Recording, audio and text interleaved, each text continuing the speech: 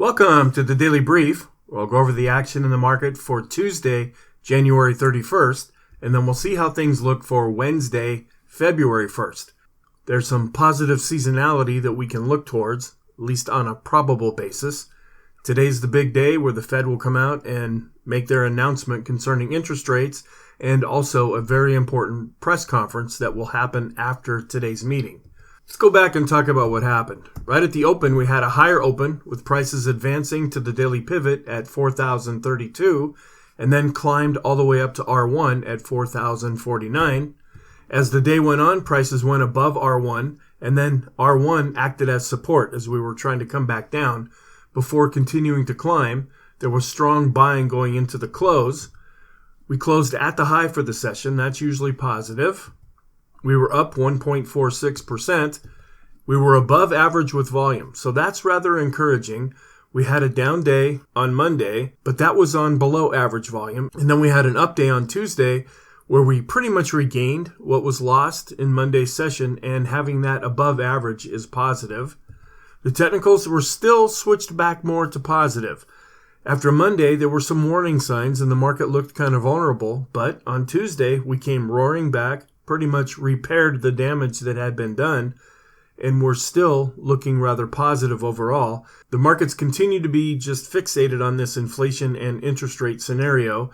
That's bleeding through to the earnings per share as well as valuation concerns. We have geopolitical things going on with Germany and the U.S. shipping tanks to Ukraine, which could promote some kind of escalation. We're right in the middle of earnings season with a lot of earnings coming out right now. We do have some Fed speak that will come out. There's been a quiet period as we've been leading up to the meeting, but we'll get a big old press conference in Wednesday's session. And then the debt ceiling, which is kind of going back and forth, and not really much has been decided with that.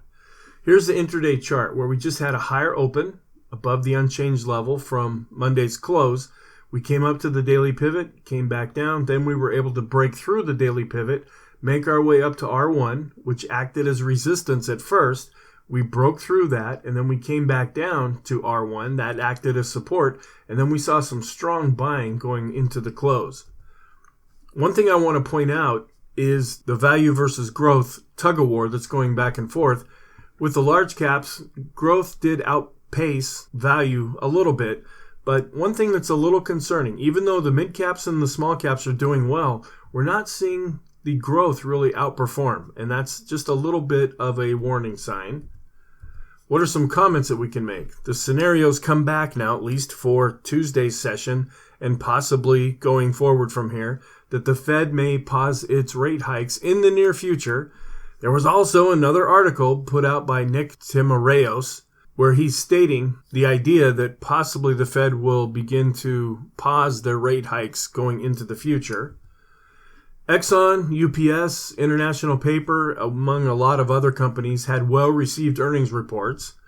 And the Fed, the ECB, the European Central Bank, the Bank of England, they'll all make rate decisions this week. Small and mid caps are improving a lot right now, but they continue to lag large cap growth. As I pointed out, there are over 100 companies reporting earnings this week. The NASDAQ and the NASDAQ 100 were able to get back above their 200-day moving averages. On a short-term basis, we have our usual suspects. The stochastic, the Stochh RSI, the Williams %R, they're getting into extreme positive territory. We have the CCI coming back in, both the 14 period and the 20 period. They're looking a little extreme positive now. And we still have our longer-term moving average study that's showing a little bit of extremes. And I'll be able to show you all of these charts as we go through the video. The dollar was down, and interest rates were also down slightly. Copper is still holding on to those gains. We're just keeping an eye on copper for right now. The 10 to the 2, the 10 to the 5, the 10 to the 3 month, those yield curves are still inverted. We have the 30 to the 5, which is no longer inverted. It went inverted after Monday. Now after Tuesday, it's no longer inverted. Sentiment is still positive at 71.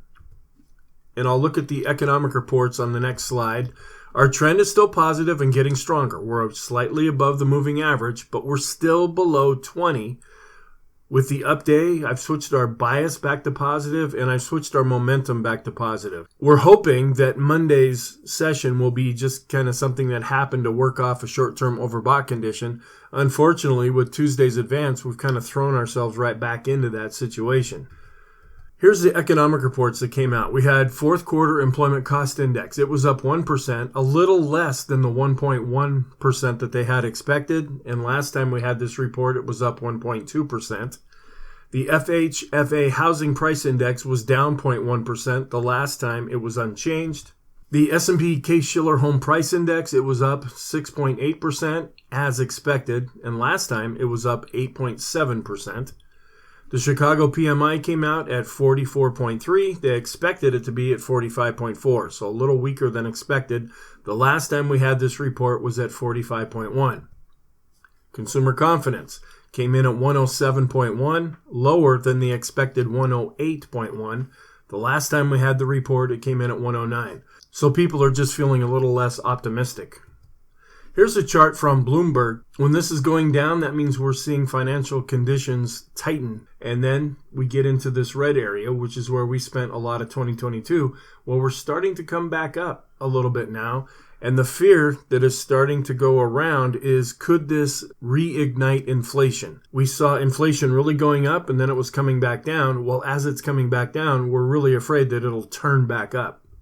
The last reading from the Fed Watch tool shows that we'll have 97.7% of a chance that we'll be at 4.5 to 4.75 after the Fed makes their announcement on Wednesday. On a one-day basis, we probably overdid it. The advance decline ratio is pretty extreme positive. This often points to short-term exhaustion, if not a bit of a pullback. Things are usually a little quiet ahead of the Fed meeting. On Wednesday, they'll probably be more quiet ahead of the press conference because the market's really going to be hanging on every word that Jerome Powell says. The Ulster Index is still showing that not a lot of fear is in the market right now. Here's the VIX, also declined with the update. We're below 20 on a closing basis, and we're coming back down in the bar chart. After spiking up a bit in Monday's session, we're down below 20 again. Here's the VIX of the VIX, where it looked like volatility was starting to pick up. Well, it decreased in Tuesday's session.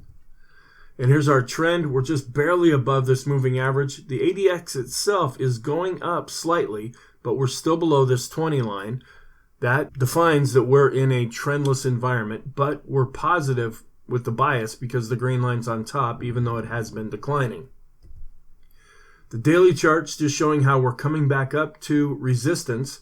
And where we're able to break slightly above this level, we still have some other resistance above where we're at currently, but the chart is looking much better. After Monday's session, it just looked like we were hanging out here just above the monthly pivot. With Tuesday's action, we were able to get back above this. Now the question is, can we stay above this resistance at about 40.40, and then can we break through and make new highs going back to December?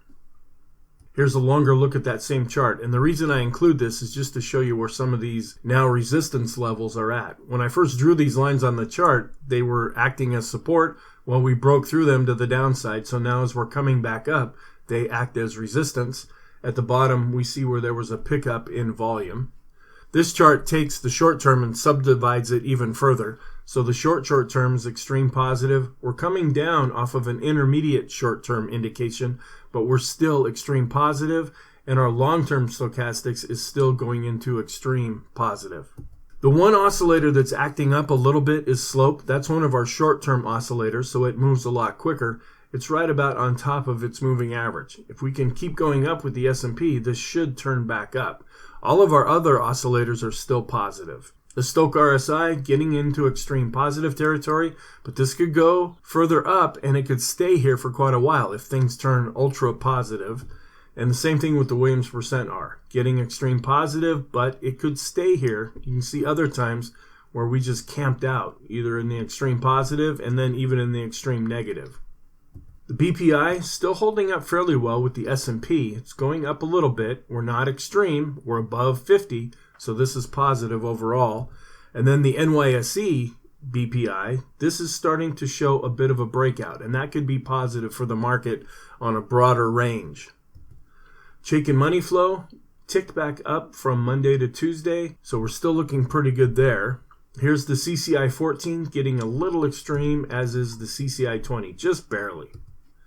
TTM squeeze gave us a little bit of a concern when this blue bar here turned dark. Well, after Tuesday's session, it turned back to a lighter color, and that's more positive. Short-term fib levels, not really much of anything. This 4006 level had been acting as support, but we didn't hit that in Tuesday's session. So right now we're in no man's land between these two shorter-term fib levels. Longer term, we're still above this 4020 level. We came right down to 4020 in Tuesday's session, and then we're able to bounce up off of that. So this could be starting to act as support if we can stay above this level. If we break down, that could accelerate some selling to the downside. The Swinland Trading Oscillator, based on price and volume, after turning down the last few days, has now ticked back up. Moving average tree, we're above all of the plotted moving averages. The longer we stay above them, the more they will start to turn back up and look more positive. The Elder Impulse system is switched back to positive after going to neutral after Monday's session. McClellan Oscillator, after going just slightly negative on Monday, has now switched back to positive. And our summation index based on price is advancing as well as volume. The main thing that I look at on this chart is the anchored moving average, which has been acting as overhead resistance. This right now is at the 4084 level. If we get some legs in Wednesday's session, we'll be looking at that level to see if we can break through that. That's a moving average going back to the all-time high set in January of 2022. New highs, new lows, not really breaking out, at least yet. Once we get past the December highs, if we even do that, we should see a new breakout of new highs at that time, because there's been quite a bit of time passing since we've been up in this price area. Our 5-day moving average of the new highs and new lows turning back up slightly. We're flat pretty much to a little bit of a decline with our 10-period differential. Advanced decline line looking pretty positive. We're above the moving average based on price. We're still above based on volume. And if we can stay above this with the volume, that would turn the moving average back up. Copic curve just about getting ready for the signal to be gone that we've been working off of since the early part of January. Doesn't mean things are going to turn negative. Just means that this buy signal has gone away. Where the Pring bottom fisher signal, that signal is now gone, but we still can work off of it. Our longer term moving average study, we're still extreme with the 150 simple moving average and getting extreme with the 200 period. The diamonds for the Dow Jones Industrial Average have also switched back to positive after going neutral in Monday's session. The NASDAQ was able to get back above its 200-day moving average, as was the NASDAQ 100. The Elder Impulse for the Qs, which is based on the NASDAQ 100, it is still neutral, even though it had a good advance in Tuesday's session. Home builders, this was a bit encouraging as well. We're trying to break out and make a series of new highs with the S&P, although we're bumping into the December highs. But with the home builders, this is starting to break out, and that could give some support to the market. The ratio also shows us going up now. Because both went up in Tuesday's session, we're seeing this relationship having a stronger tendency to go in the same direction. The small caps are continuing to outperform the S&P 500. They've turned back up and had a good up day on Tuesday. We look at the ratio, that's the red chart here. When this is going up, a lot of times that gives support to the S&P, and that is happening right now, but we need to see more follow through. And the small cap index had a really good update. It was up over 2.5% after giving us a recent golden cross. We're above the monthly pivot and advancing, so that's pretty healthy. And the mid caps also had a good day, up 2.39%, giving us a golden cross back in December above these pivot levels, and that is positive overall. Looking at a few of our possible positive scenarios, this is a new chart that I showed after Monday's session. This is a 50-period exponential moving average of the highs minus the lows for the S&P. When we're up in this blue area, that's more positive. When we're down in the red area, that's more negative. Well, we spent a lot of 2022 down in this red area. We're starting to come up out of that, and we're currently above the zero line, and that could give a lot of support to the S&P 500.